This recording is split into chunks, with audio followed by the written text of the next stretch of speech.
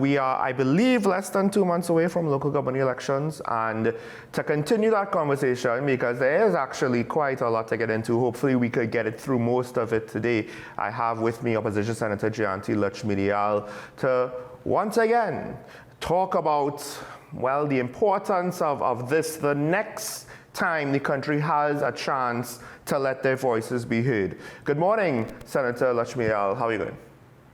Hi, good morning. Good morning to all of your viewers, Sean, and thank you once again for having me this morning.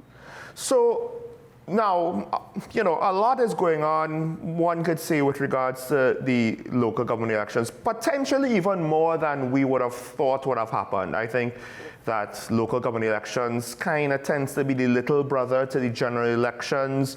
They're less voter turnout, and I'll actually have a question that matters with regards to that, but we'll save that to the end. But with regards to what's going on now, first of all, we've seen situations where members have crossed the floor. Not a lot, about, I believe it's 3 in the local government space, and 1 former senator technically crossed the floor, but if he's not an active senator, I don't know if that's actually crossing the floor. Yeah. But what do you make of it? I mean, we know that your party has come out and said, well, we've been reached out in the other direction, and we're not looking to take people coming to jump ship from PNM to try to find a place here in the UNC. What do you make of this whole thing? Yeah, so let me just clarify. Anyone is free to become a member of the United National Congress. You can become a member. That's fine. There's, I think Mr. Pandey, our founder, famously said, you know, in the House of the Rising Sun, there's room for everyone. So it's not that we are not accepting members. We are open to anybody who wants to support us and who finds that, you know, the UNC's plans and so on would, you know, resonate with them, and that they want to get on board and they want to support. You want to become an activist. You want to give support in whatever way you can become a member. We are open to membership.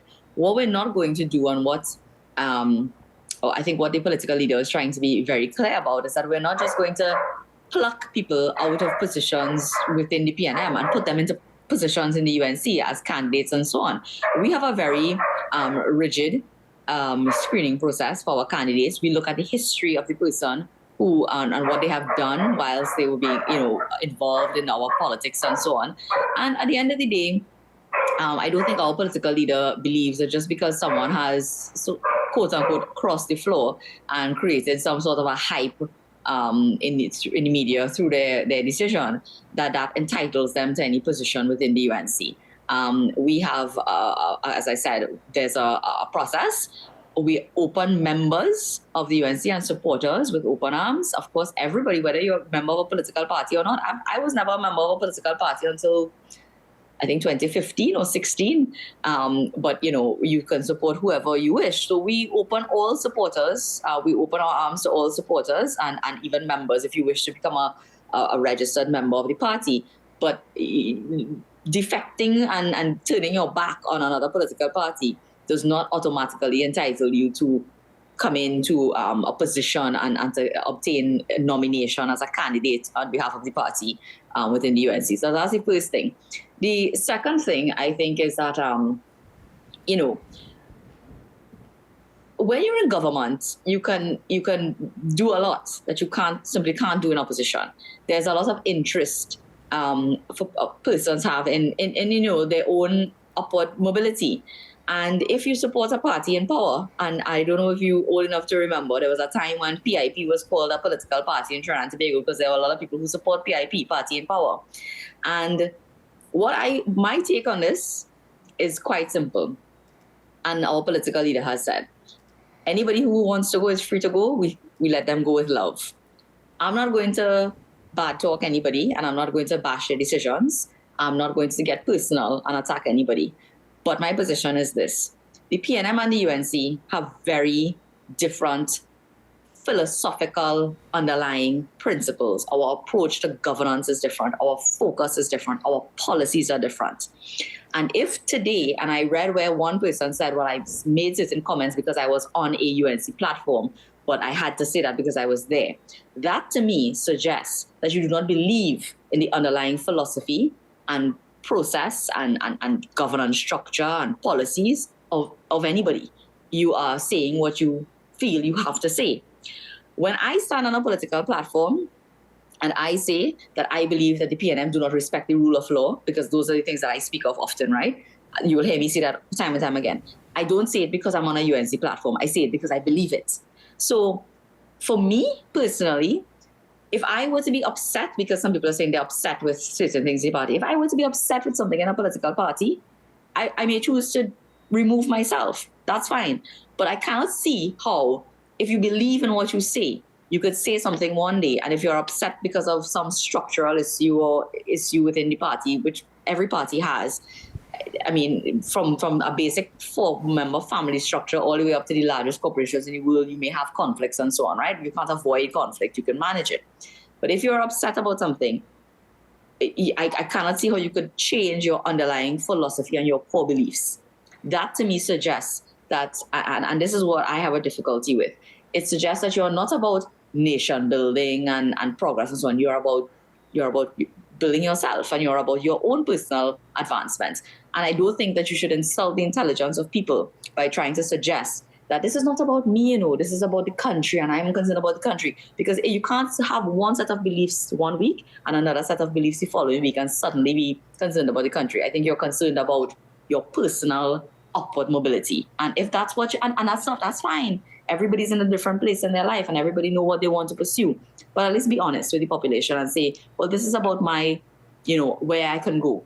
Perhaps I don't see myself moving fast enough in one party, and by flipping the script and crossing over and creating this big hype that the media is so interested in, I get some upward mobility on the other side, and that's what you want. Then say so and go and go in peace, and we're fine with that. That's okay. Well, but as I said, if you are standing on a platform and you are vehemently opposing something like imposing property tax at a time like this, when we're still suffering from so much job loss and businesses have closed down and people have assets but they don't necessarily have an income stream today, and you oppose it today, I don't see how you can be on board with a political party who is campaigning on the introduction of that tax tomorrow. That's just my take on it. That's fair, because I guess, one could argue, look, a traitor, is that necessarily someone you could trust in yourself, even though they're coming to your side? And each case is different. I will say, though, Senator, that I hate to say this, and I don't necessarily want to get bogged down in this debate, but far too many politicians probably are more concerned about their ambitions than nation building. But we could have that discussion. We could talk that point later. We want to stick to local government. One of the things that I do find interesting is coalitions have come back now into the discussion. And I do want to ask, is this because the opposition is afraid? I do know that when there was talk about the PDP, before they had their issues, there was consideration, well, would the PDP split votes with the PNM? Is the opposition concerned that some of the other parties now might split votes in the local government with the UNC and sort of put the UNC at a disadvantage? I don't think so. I think that it's well. I think that in certain corporations and certain areas in the country, the PNM has a lot of support. And yes, it's true. Sometimes when you have a third party, you have a splitting of votes, and no one is really able to perhaps beat the PNM. But I think that the call for smaller parties who are interested in working with us. The UNC has a history of doing that, of getting, again, opening the doors to other parties and persons who wish to work with us. So I don't think it's anything new for us since the days of, the UNC was born out of a split from the NAR, a number of parties who came together to form the NAR in prior to the 86 election. So we've always, our history is rooted in an amalgamation of parties. If you want to go back to ULF and ONR and all of those things. What I think at this point in time, we recognize that there are persons who have, I guess, certain aspects of their campaign, their political philosophy, their take on certain issues, etc., what they oppose, what they support. It sort of aligns with what we want to do as well. So we're open to it. we are always open to working with good people and people who could help us. At this point in time, we know that what we oppose is the PNM, and we oppose their policies, we oppose their approach to local governments, we oppose their inaction, some of the actions that they propose through this reform, and so we are open to working with people who would want to, assist us in removing the PNM and taking control of corporations and so on. It's also an issue of, I think, how do I say? You don't want to be.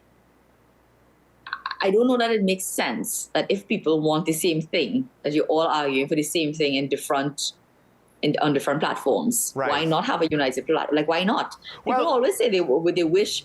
The same people who criticize the UNC and say that, why is the UNC reaching out and having coalitions and all that? These are the same people who will go and pontificate about, the need for national unity and why we don't unite on issues and trying to, bash the opposition for not uniting with the government to work on issues. Well, we're here willing to work with people to address some of the same issues where we have the same position.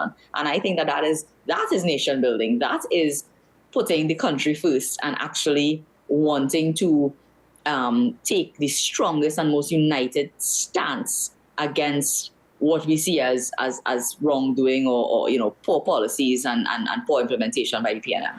That's actually an interesting perspective, and I will admit I stand corrected, because I am one of those that was cynical with regards to at least some of this exercise. I do want to ask, though, right now as it is it that the coalition is just about local government and there has been no consideration moving forward, or is there consideration about moving forward and it being more of a long-term, at least maybe until the next general?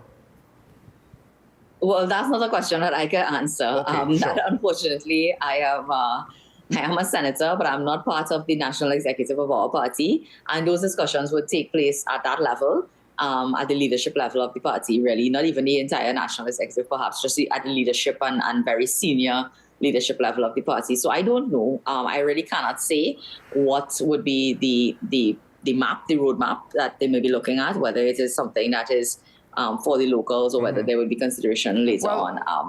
As I said, that's something that they would have to work out. And nothing at this point in time has been announced and nothing is fixed in stone. The political leader has only said that discussions are taking place. Well, a follow-up to that, because Karen Nurse-Shera on the show regularly says that the local government elections, maybe she means just this one, but she calls it the dress rehearsal to the general election.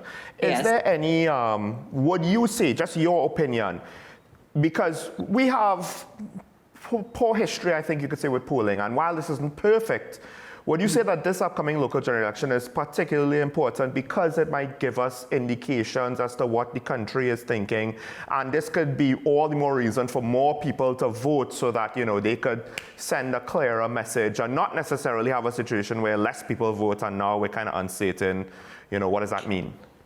Yeah, so I would tell you this, in my interaction and the work that I've been doing thus far in local government in terms of our campaign and so on, I'm getting a sense that people aren't voting just on local government issues. They're using this election as a way to express their frustration with the overall state of the country. There's also the fact that this election took place under unprecedented circumstances where the government was forced through a court action to call the election. And that in itself has has people very riled up, if that's the word to use. I don't know, but it has sort of activated a kind of spirit amongst people. So when we are walking and when we're doing our groundwork and our data collection and outreach and little cottage meetings and so on, the issues that people are focusing on in this election are not just local government issues. Yes, there are local government issues that they're speaking about in terms of the corporations not getting the resources they need to address things like flooding and all of that, right? But they are really talking about bigger issues, and people are very, anxious. I get the impression they're very anxious to express their dissatisfaction with the way things are going. So they may very well use this election to do so.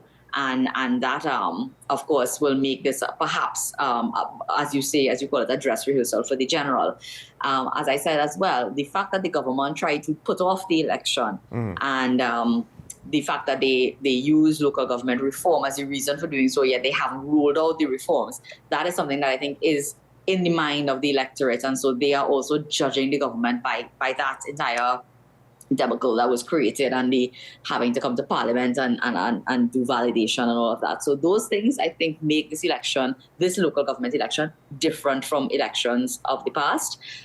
Yes, we don't generally have a very high turnout. We don't have a high turnout of elections on the whole. Our turnout is poor, but local government, yes, we tend to not have as high a turnout. Well, we're way over time, so we haven't necessarily got into everything that I would have asked. So the conversation might have to roll over next week. So, but I want to thank you, Senator, for coming. Of course, as always, when you have the time, a very, very busy person with her own professional work as well as national work in the Senate. Thank you for taking out a small 20 minutes for us.